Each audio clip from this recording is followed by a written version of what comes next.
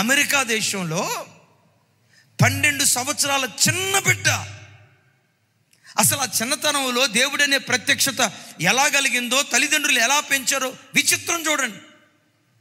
12వ సంవత్సరంలో యేసుక్రీస్తును స్వరక్షకునిగా అంగీకరించాడు. అమెరికా దేశంలో ఆయన ఒక కెరటం. ఓ రకంగా అమెరికా దేశం 60% ప్రజలు ఒకవైపు ఉంటే, ఈ ఒక్క వ్యక్తి ఇటువైపు నిలవబడి ఎబార్షన్ వాక్యానికి విరుద్ధం, లెస్బియన్స్ వాక్యానికి విరుద్ధం, గే సిస్టమ్ వాక్యానికి విరుద్ధం, పురుషులు స్త్రీలు ఈ అవాంఛనీయమైన కార్యాలు చేయటం దేవుని వాక్యానికి విరుద్ధం గళమెత్తాడు. వెళ్ళిన ప్రతి చోటల్లా యేసుక్రీస్తును గురించి ధైర్యంగా బోధిస్తూ వచ్చాడు. జస్ట్ ఈ వారంలో ఒక యూనివర్సిటీ క్యాంపస్లో తన ఆఖరి క్షణాలలో యేసుక్రీస్తును ప్రకటించాడు. ఏమని ప్రకటించాడో తెలుసా? యేసుక్రీస్తే పరలోకానికి మార్గం. ఓ స్థలంలో ఆయన ఇలాగే అడిగారు, బాబు ఇంకో 30 సెకండ్స్లో నువ్వు చనిపోబోతున్నావు అని అనుకో. ఆయన అడిగిన మాట ఏంటో తెలుసా? బుల్లెట్తో నిన్ను షూట్ చేసి ఇంకొక 30 నిమిషాల్లో నువ్వు చనిపోబోతున్నావు అని అనుకునేటప్పుడు నీ ఆఖరి మాటలు ఏం చెప్తావో, 30 సెకండ్స్లో నువ్వేం చెప్తావో చెప్పు.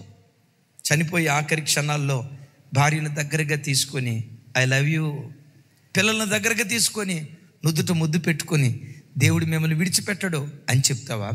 ఆఖరి క్షణాల్లో ఏం చెప్తావు? 30 సెకండ్స్ నీకు టైం ఉంది. ఏం చెప్పాడో తెలుసా?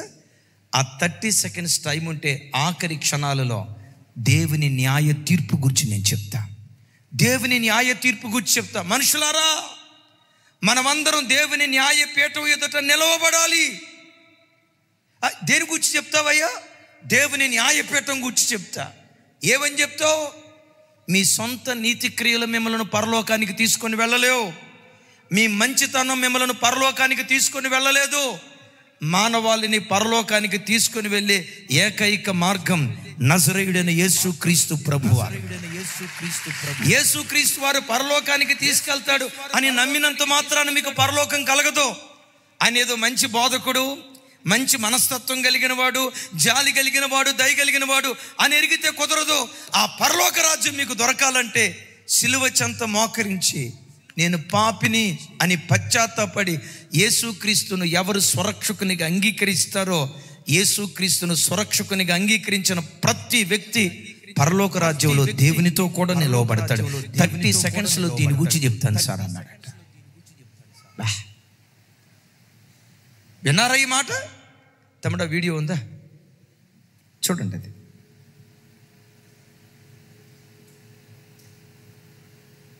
You actually want to tell me if I have 30 seconds left to live? Boy, you got 30 seconds. In 30 seconds, you're about to meet eternal judgment. And there's only... I have 30 seconds left to live. I'm dying from a gunshot wound. But what would you actually want to tell me if I have 30 seconds left to live? Boy, you got 30 seconds. In 30 seconds, you're about to meet eternal judgment. And there's only one way that you can get bailed out of that. And it's not all the good things you did or the moral scorecard. It's whether or not you have Jesus Christ as your Lord and Savior. And that's the only thing that's going to matter. And so you got 10 seconds left, you're dying from a gunshot wound, and you ask the question, who is Jesus Christ? And the answer to that singular question, who is Jesus Christ, is the most important question for everyone in the audience. Not how much money you have, not how much good stuff you do, it is who is Jesus Christ. You might say, oh, Jesus was, a teller of good tales, or Jesus was a good person, or Jesus was a historical figure. None of that's going to cut it. It's whether or not you repent and you ask Christ to come in as your Lord and Savior. That's the only thing that will save you from eternal death. I have 30 seconds left. Amen. 30 సెకండ్స్లో ఆఖరిగా ఏం చెప్తావు? వాళ్ళు అడిగారు, ఇంకో 30 సెకండ్స్లో bullet shoot చేసి నిన్ను చంపబోతున్నారు. ఆఖరి క్షణాల్లో నీ మాట ఏంటి? నా యేసును గూర్చి ప్రకటించి, ఆఖరిగా నా ప్రభువును గూర్చి ప్రకటించి నా ప్రాణం విడుస్తా. ఆయన అన్నట్లుగానే, ఆ వ్యక్తి ప్రశ్నించినట్లుగానే గత వారంలో బుల్లెట్ షూట్లో చచ్చిపోయాడు ఆయన. చూడండి, అది కూడా Charlie Kirk.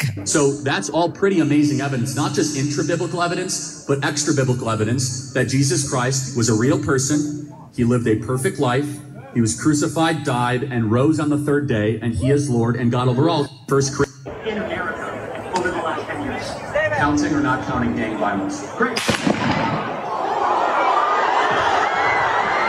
అయిపోయింది.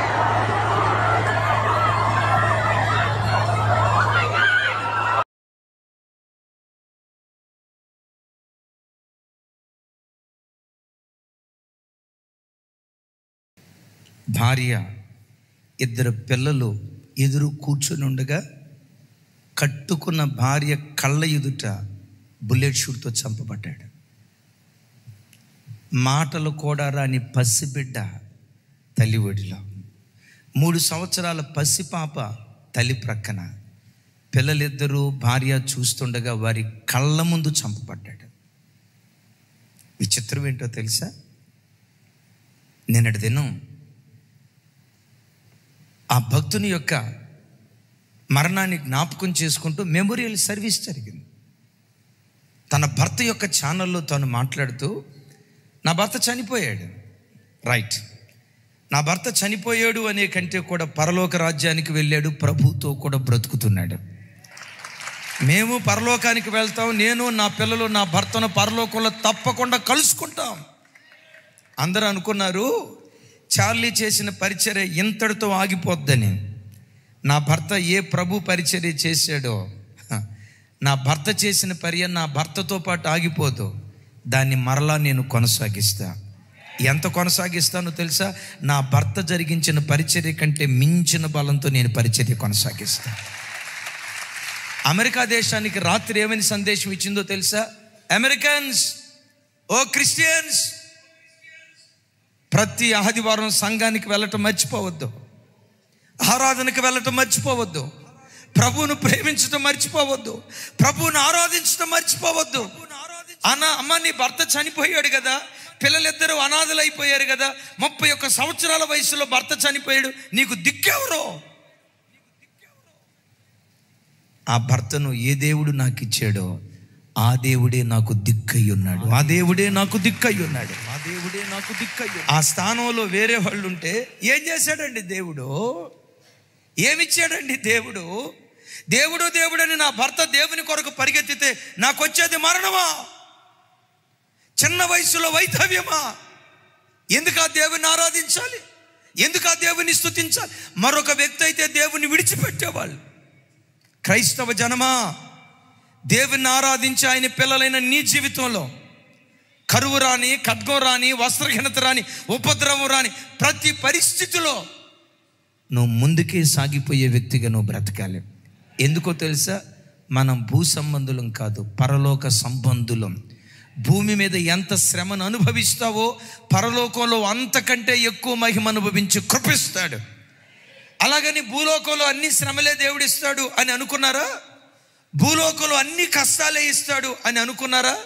కష్టాలతో పాటు, శ్రమలతో పాటు భూమి మీద కూడా రెట్టింపు మహిమ దేవుడు మనకు అనుగ్రహిస్తాడు. గట్టిగా చెప్తాం ఆమేన్.